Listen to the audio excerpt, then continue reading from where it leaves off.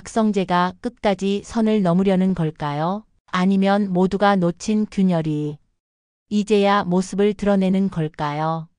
한번 붙잡히면 도무지 빠져나올 수 없을 만큼 묵직한 질문이 세 사람의 하루를 통째로 무너뜨리려 하고 있었습니다. 이지혁은 결혼이 산산이 부서진 뒤 한동안 자신을 잃고 헤맸는데요. 그럼 오늘의 이야기 시작합니다. 구독과 좋아요, 알림 설정 부탁드립니다. 이상철의 단단한 말투가 귓가에 남아 있었고 김다정의 조심스런 눈빛이 따라다녔습니다. 조옥래와 김장수는 손주 걱정에 TV도 제대로 못 켰고요. 이지환은 형을 찾아 이곳저곳 뛰어다녔는데 마음처럼 손에 잡히는 건 없었습니다. 지혁은 낮에는 공사 현장을 떠돌고 밤에는 방 한구석에 웅크렸습니다. 사람답게 살아라는 말이 옳다는 걸 알면서도 가슴이 따라주지 않았습니다. 그때마다 곁을 지키는 사람은 늘 박성재였는데요. 지혁과 단둘이 앉으면 성재는 조용히 물었습니다. 너 이쯤에서 내려놔도 되지 않겠어? 말끝은 부드러웠지만 어딘가 차가웠습니다.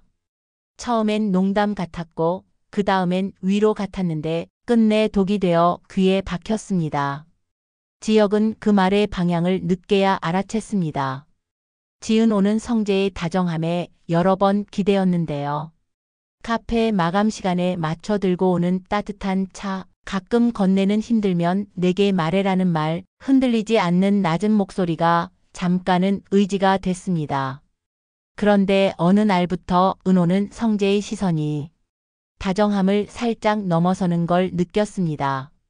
자신의 울음을 닦아주는 손길이 위로를 가장한 소유처럼 느껴졌고 그때마다 마음이 덜컥 내려앉았습니다. 성재 씨, 왜 자꾸 이렇게까지 하세요?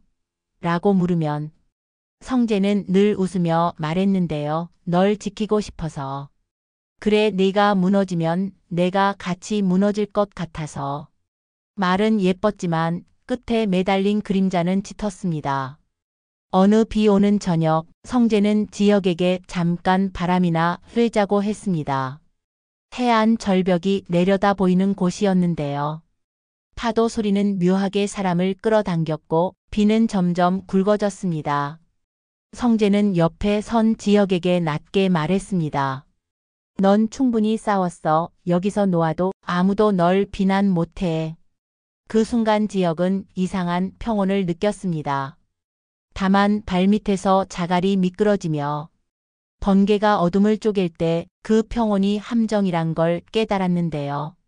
멀리서 달려온 지은호가 젖은 머리로 소리쳤습니다. 그 말 믿지 마요. 지혁 선배, 여기서 멈추면 안 돼요. 그 밤 아무도 떨어지진 않았습니다. 대신 세 사람의 마음이 낭떠러지 끝에 간신히 걸려 버텼습니다.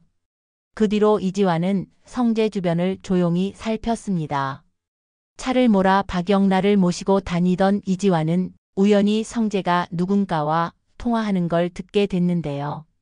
조만간 끝날 거야. 지역 문제만 정리되면 은호는 자연히 내 곁으로 올 거야. 그 말은 칼처럼 귀를 베었습니다. 이지환은 서둘러 은호를 찾아갔고 은호는 믿고 싶지 않은 마음과 의심 사이에서 오래 서 있었습니다. 다음 날 공사 현장에서 작은 실랑이가 벌어졌습니다. 안전모 때문에 시작된 말 다툼이었는데요. 지혁은 한 발 물러섰지만 등 뒤에서 툭 밀리는 감각에 순식간이 발판 가장자리로 미끄러졌습니다. 겨우 난간을 잡아 몸을 세웠고 큰 사고는 없었습니다. 그런데도 사람들은 수군거렸습니다. 저 사람 요즘 많이 이상해졌대. 그 말이 떠다니는 동안 성재는 은호에게 조용히 속삭였습니다. 봐, 내가 괜히 말한 거 아니야. 지혁 옆에 있으면 너만 다쳐. 은호는 반박하지 못했습니다. 어젯밤 젖은 절벽과 흔들리던 눈빛이 너무 선명했기 때문이죠. 박진석은 아들의 일이 심상치 않다는 걸 느끼고 이사를 소집했는데요. 성재는 새로운 투자안을 강하게 밀어붙였습니다. 이제 전환이 필요합니다. 과거 방식으론 안 됩니다. 박진석은 고개를 저었습니다. 내 눈엔 회사가 아니라 내 욕심만 보이네. 그 말은 성재의 마음 깊은 곳을 찔렀습니다. 고성이는 조용히 미소 지었습니다. 진석 씨, 세상은 변했어요. 저 아이 말이 맞을 때도 있죠. 겉으로는 아들을 감싸는 말이었는데 속으로는 힘의 지렛대를 재고 있었습니다. 그녀는 언제나 승자 편에 서는 사람이었고 이번에도 예외는 아니었습니다. 그 즈음 집에서는 상철과 부딪혔습니다. 이상철은 여전히 단호했습니다. 넘어지면 일어나라, 남 탓하지 말고. 김다정은 고개를 숙였습니다. 당신 말이 너무 세요. 지역이 지금 얼마나 힘든데요. 조옥래는 새벽마다 묵주를 굴렸고 김장수는 애를 너무 몰면 부러진다며 믹스커피를 타서 문고리에 걸었습니다.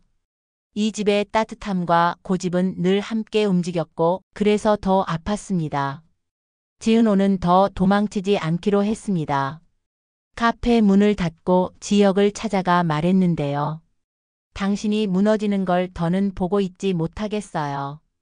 그래도 나한텐 당신이 아직 당신으로 남아있어요. 지역은 고개를 들었습니다. 오래전 선명했던 그 눈빛이 아주 작은 불씨로 다시 켜졌습니다. 나 다시 해볼게. 근데 성재를 막아야 해. 그가 계속 나를 끌어내리면 넌 계속 흔들릴 거야. 은호는 그 말에 고개를 끄덕였는데요. 그 끄덕임이 두 사람이 첫 약속처럼 느껴졌습니다. 성재는 더 이상 시간을 낭비하지 않았습니다. 회사 내부의 인사 몇 명을 조용히 묶어두고 지역을 향해 실제 위험을 설계하기 시작했습니다. 이번엔 말이 아니라 기록이었습니다. 하청사 계좌를 통해 돌려서 흘러간 자금 내역에 지역의 이름을 끼워 넣는 방식이었는데요. 애초 지역과 회사는 아무 관계가 없었기에 무리한 시도였지만 하청 현장과 야간 근로자 명단을 엮으면 안전관리 대가라는 흐릿한 명목을 붙일 수 있었습니다. 흔적은 얇았고 그래서 더 위험했습니다. 이 계획의 일부가 우연히 이지환 귀에 들어갔습니다. 이지환은 곧장 박영라에게 상의했는데요. 영라는 양쪽 모두와 선을 지키는 성격이었고 어머니 고성희의 계산법을 누구보다 잘 알았습니다. 영라는 조심스레 말했습니다. 지환 씨, 지금 움직이면 서로 다칠 수도 있어요. 대신 정확한 걸 잡아와요. 그럼 제가 도울게요. 이지환은 밤새 캡처하고 정리했습니다. 갑자기 꺼진 형의 번호를 100번 넘게 눌렀다가 손에서 폰을 내려놓았고요. 며칠 뒤 작은 폭발이 생겼습니다. 하청 공정 자료에서 지역의 이름이 스치듯 등장했고 누군가 일부러 퍼뜨린 듯한 소문이 돌았습니다. 돈 받은 거 아냐? 라는 말이 나왔는데요. 지역은 멍해졌습니다. 나는 그런 일과 상관없는데. 그 순간 성재에게 전화가 왔습니다. 너 조용히 있어. 나서면 더 커져. 내가 정리할게. 그 말은 구원이 아니라 밧줄처럼 느껴졌습니다. 묶이면 몸은 안전할지 몰라도 결국 끌려가는 건 자신이란 걸 알았기 때문이죠. 지은호는 망설이지 않았습니다. 명단과 메신저 기록, 통화 캡처를 들고 박진석을 찾아갔습니다. 회장님, 이건 회사의 문제이기도 하지만 어떤 사람의 삶을 무너뜨리는 문제이기도 해요. 제발 한 번만 제대로 들여다봐 주세요. 박진석은 처음엔 귀찮다는 표정이었는데요. 몇 장 넘기다 말이 끊겼습니다. 이건 누가 일부러 꼬아놨군. 그 순간 방문이 열리며 고성희가 들어섰습니다.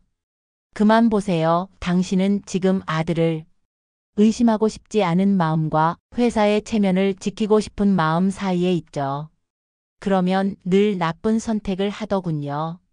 고성희는 이미 다른 서류를 들고 있었습니다. 오래전 공사 서류였습니다. 그 서류엔 이상철의 이름이 작게 적혀 있었는데요. 5년 전 안전점검 과정에서 위법 지시를 거부했다는 기록이 따라붙어 있었습니다. 회사는 그때 작은 사고를 은폐하려 했고 누군가 막아 세웠습니다. 고성희는 미소를 지었습니다. 당신 회사가 지금까지 버틴 건 누군가 당신 대신 더러운 짐을 거부했기 때문이에요. 그 사람이 이상철 씨였더라고요. 그 아들이 지금 어떤 일을 겪고 있는지도 아주 아이러니하죠. 박진석은 말이 막혔습니다. 알면서도 모른 척했던 오래된 일이 목뒤를 잡아당겼습니다. 그 사이 성재는 한 번 더 무리수를 두었습니다. 지역이 일하는 야간 현장의 브레이크 오일이 비정상적으로 줄어든 채 확인됐는데요. 작업차가 경사로를 오르다 미끄러질 뻔했고 누군가 마지막에 걸어 잠근 목재 받침이 차량 바퀴를 간신히 멈춰 세웠습니다. 다음 날 그 목재에 묻은 공장용 방수유 냄새와 구석 쓰레기통에서 발견된 비닐 장갑이 더해져 의심이 커졌습니다. 이지환은 장갑을 봉투에 넣고 은호에게 보냈고 은호는 영란을 통해 회사 보안팀과 연결했습니다. 저녁 세 사람이 다시 마주 앉았습니다. 지혁은 말했습니다. 성재야, 너 뭐 하고 있니? 성재는 여전히 평온했습니다. 나는 네가 편해지길 바랄 뿐이야. 네가 떠나면 은호는 안 아파. 은호가 고개를 저었습니다. 그건 내가 결정해요. 당신이 대신 결정하지 말아요. 순간 성재의 눈빛이 살짝 흔들렸습니다. 낮고 단정한 목소리가 더 낮아졌습니다. 넌 결국 내 옆에 오게 돼. 네가 원하는 건 안정이잖아. 그 말은 다정했는데 끝이 닫혀 있었습니다. 다음 장면은 이사회였습니다. 보안팀이 간단한 브리핑을 하려는 순간 박진석이 먼저 말했습니다. 오늘은 회사 이야기만 하자. 집안일은 집에서 끝낼 거다. 그 말이 채 끝나기도 전에 고성희가 나직하게 덧붙였습니다. 집안일이 회사를 흔들 때가 있죠. 그래서 미리 치워야 해요. 그리고 자신이 가져온 옛 기록을 테이블 위에 얹었습니다. 안전보다 이익을 앞세우면 결국 이익도 잃어요. 당신도 알잖아요. 박진석은 차가운 숨을 내쉬며 말했다고 합니다. 나는 이번엔 덮지 않을 거다. 그날 밤 성재는 아버지 서재 앞에서 잠시 멈춰 섰습니다. 문틈으로 보이는 아버지의 등이 낯설었습니다. 넌 아직 멀었다는 말이 귓가를 때렸고 어릴 때부터 쌓인 서운함이 서랍처럼 열렸습니다. 그는 방으로 돌아가 조용히 전화했습니다. 계획비로 가요. 오늘 밤 짧은 말이었는데 말 없는 공기가 의미를 늘렸습니다. 폭우가 쏟아지던 밤 세 사람은 같은 곳을 향했습니다. 몇 번이나 되돌려 쓰던 절벽 가까운 도로였습니다. 지혁은 처음부터 끝까지 맑은 정신으로 도착했습니다. 오늘은 도망치지 않겠다라는 다짐을 꽉 잡고요. 은호는 전화를 끊고 어두운 길을 달렸습니다. 이지환은 다른 쪽에서 합류했습니다. 성재는 이미 도착해 있었습니다. 성재는 먼저 말을 꺼냈습니다. 지혁, 이제 선택하자. 너도 나도 은호도. 그의 말투는 결심이 단단할 때 나오는 그 낮은 속도였습니다. 지혁은 대답했습니다. 나는 다시 살겠다. 끝낼 게 아니라 시작할 거다. 내가 아무리 흔들어도 은호가 이어 말했습니다. 그리고 난 내가 내 마음을 선택하겠다. 죄책감이 아니라 마음을. 그 순간 작은 불빛이 도로 아래에서 움직였습니다. 이지환이 숨을 고르며 올라오고 있었고 그 손엔 비닐 장갑과 사진들이 들려 있었습니다. 성재 형, 오늘 밤도 어젯밤도 기록은 남아요. 이지환의 목소리는 떨렸지만 꺾이지 않았습니다. 성재는 한동안 말이 없었습니다. 그러고는 천천히 지혁에게 시선을 돌렸습니다. 내가 왜 이런 줄 알아? 난 네가 가진 걸 한 번도 가져본 적이 없었어. 아버지의 따뜻한 말, 진짜 친구의 눈빛, 누가 걸어가든 기다려주는 집. 난 다 가져본 적이 없었는데 넌 버리듯 흘렸어. 그 말은 고백이자 판결처럼 울렸습니다. 지혁은 한 박자 늦게 대답했습니다. 나도 많이 잃었다. 근데 네가 원하는 건 내가 없어져야만 얻을 수 있는 거였어. 그건 사랑도 우정도 아니더라. 은호가 마지막 말을 덧붙였습니다. 성재 씨, 내가 당신에게 기대었던 건 안전이 아니고 이해였어요. 그런데 당신은 끝내 내 마음을 묻지도 않고 답부터 정해버렸네요. 어둠 속에서 사이렌 소리가 가까워졌습니다. 누군가 이미 신고를 했고 회사 보안팀과 경찰이 동시에 접근 중이었습니다. 성재는 짧게 눈을 감았다가 떴습니다. 그리고 조용히 말했습니다. 다음엔 내 차례야. 그 말이 어떤 뜻인지 아무도 바로 알지 못했는데요. 돌아서는 그의 등은 더없이 고독했습니다. 다음 날 회사는 간단한 공지를 냈습니다. 내부조사 착수, 외부 감사 협의, 안전 프로토콜 전면 재정비. 이름은 없었지만 모두가 아는 이름들이 그 문장 사이에서 불렸습니다. 박진석은 칼같이 움직였고 고성희는 이미 다음 승부를 머릿속에 그렸습니다. 큰 소리로 이겨 본 사람이 작은 소리로도 이긴다는 게 그녀의 방식이었는데 이번에도 틀리지 않았습니다. 다만 박영란은 조용히 선을 그었습니다. 엄마, 이번만큼은 선 넘지 말아요. 그 말 한마디가 희미한 균열을 만들었습니다. 집에서는 다른 종류의 회의가 열렸습니다.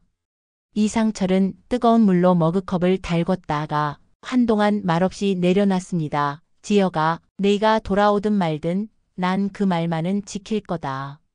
사람답게 그 말 앞에서 지혁은 천천히 고개를 끄덕였습니다. 알아요.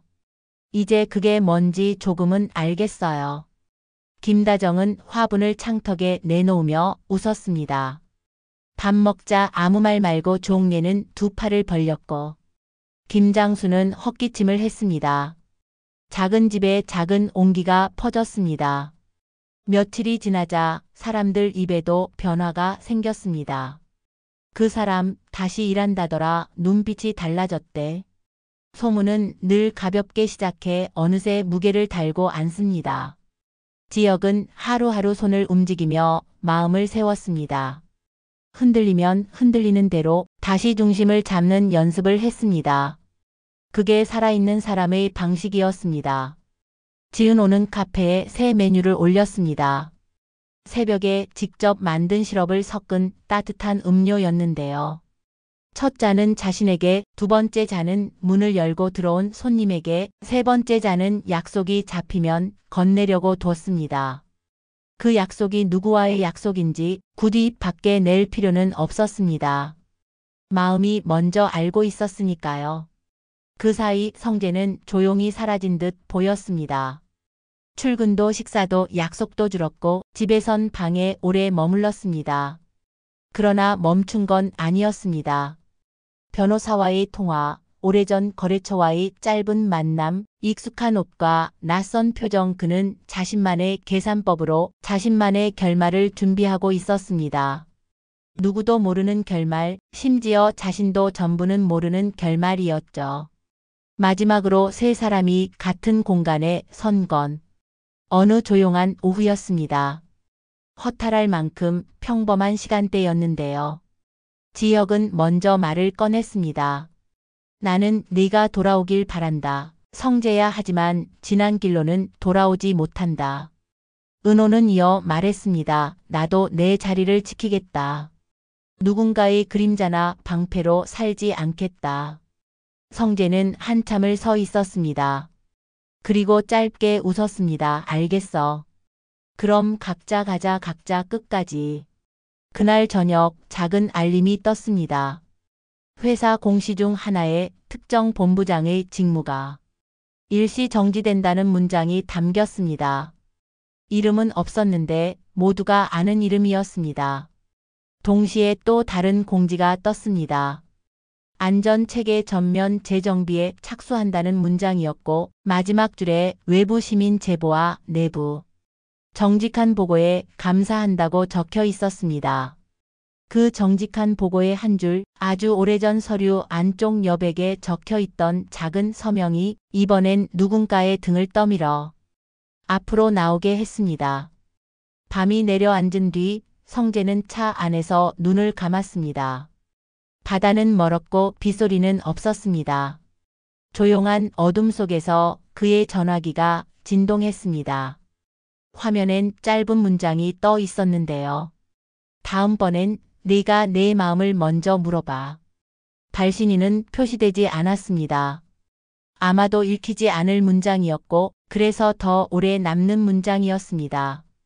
이야기는 여기서 멈춘 것처럼 보이지만 사실 멈추지 않았습니다. 사람의 마음은 결론보다 경로에 오래 머뭅니다. 이지혁은 다시 일어나 보려고 하고 지은호는 자신을 잃지 않으려 애쓰고 박성재는 자신을 증명하려 애쓰는 중입니다. 이상철의 말은 여전히 집안을 맴돌고 김다정의 밥은 계속 따뜻하고 조옥래와 김장수의 오가는 잔소리는 결국 사랑으로 번역됩니다. 박진석은 선택의 무게를 견디고 고성희는 다음 판을 구상합니다. 박영란은 질문을 어른들보다 먼저 입 밖에 냅니다. 이기는 게 왜 늘 옳은가요? 그리고 언젠가 또 한 번 세 사람은 같은 곳을 바라보게 될 겁니다. 그때는 절벽이 아니라 길이기를, 바람이 아니라 숨이기를, 끌어내리는 말이 아니라 묻는 말이기를. 넌 지금 어디로 가고 싶니? 그 질문에 대한 대답이 결국 화려한 날들의 진짜 마지막 장면이 될 것입니다. 오늘 준비한 이야기는 여기까지입니다. 구독과 좋아요, 알림 설정 부탁드립니다. 끝까지 시청해 주셔서 감사합니다.